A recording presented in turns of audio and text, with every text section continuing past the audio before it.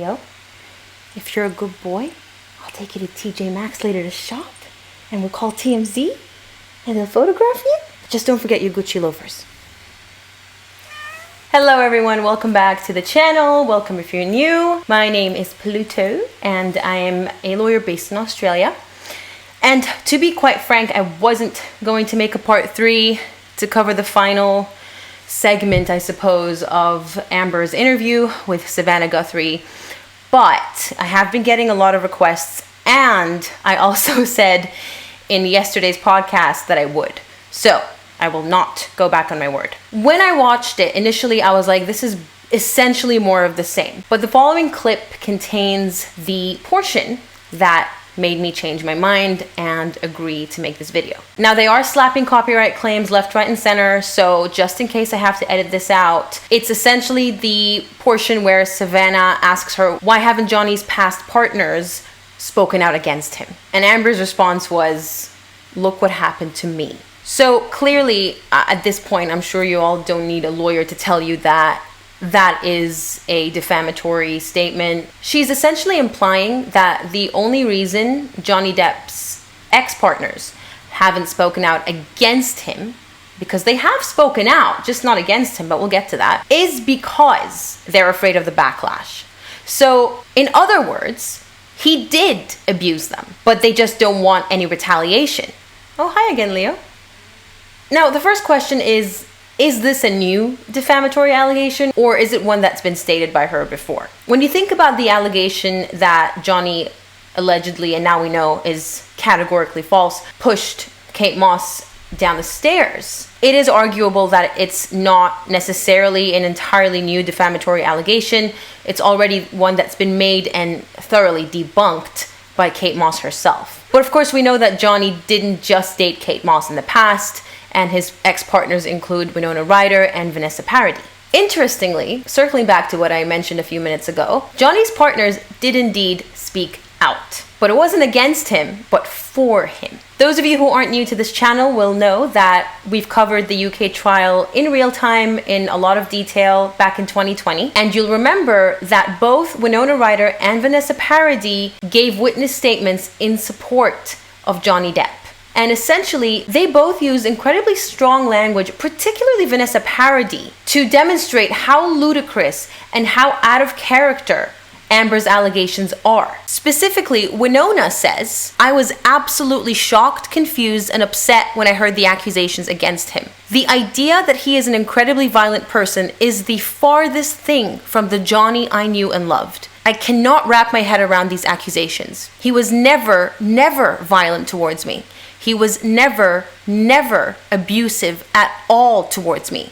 He has never been violent or abusive towards anybody I have seen. I truly and honestly only know him as a really good man, an incredibly loving, extremely caring guy who was so very protective of me and the people that he loves. And I felt so very safe with him. I do not want to call anyone a liar, but from my experience of Johnny, it is impossible to believe that such horrific allegations are true. Now, bear in mind that Winona and Johnny actually dated for 4 years between the period of 1989 to 1993, which I didn't know it was that long actually. It was before my time, but that's a significant, decent amount of time. In fact, it's pretty much the amount of time that Johnny and Amber were together. Vanessa Paradis is not only the mother of his 2 children, but was with him in a committed relationship for 14 years. Without reading out the entire thing, this is a segment of what Vanessa had to say in her witness statement in support of Johnny Depp. I am aware of the allegations which Amber Heard has publicly accused Johnny of for more than 4 years now. This is nothing like the true Johnny I have known, and from my personal experience of many years, I can say he was never violent or abusive to me. So there you have it. Vanessa, Winona, Kate Moss in person, in live testimony, they did speak out in support of the man they once loved, and I'm sure they still love a part of them, because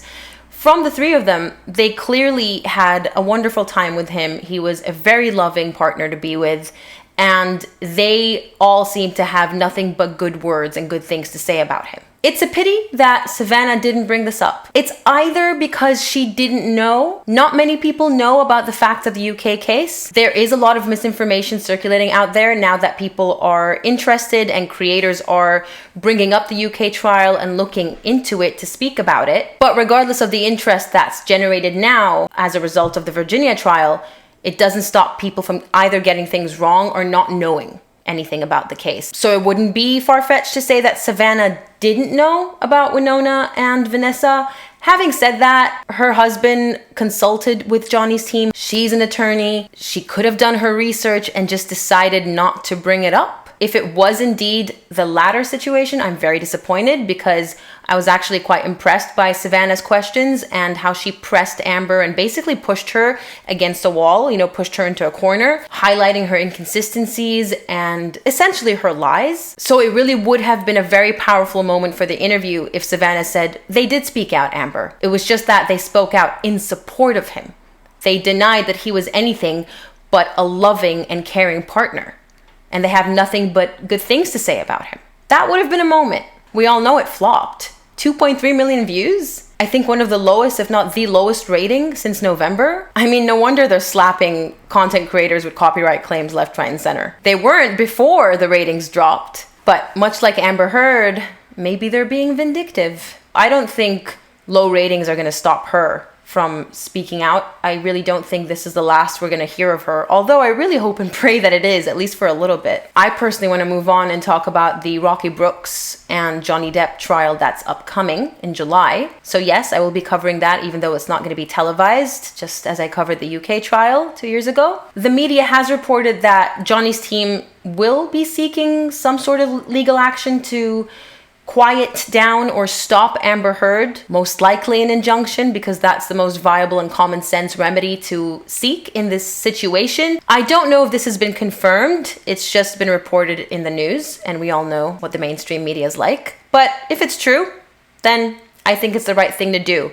Johnny can stay out of it, but his legal team, obviously as per his instructions, may probably want to put an end to this before it gets any worse. For those asking about the 60 Minutes Australia hit piece that they made on Johnny, I have not seen it. And if I find anything worthy to rebut, things that I haven't rebutted already in the last 2 years, I may make a video to rebut their false allegations. If it's nothing new or nothing worthy, then I will probably just leave it alone, let it die as it deserves to, because these things don't deserve more attention. That's it for this video, everyone. Thank you so much for tuning in, and I will catch you in the next one.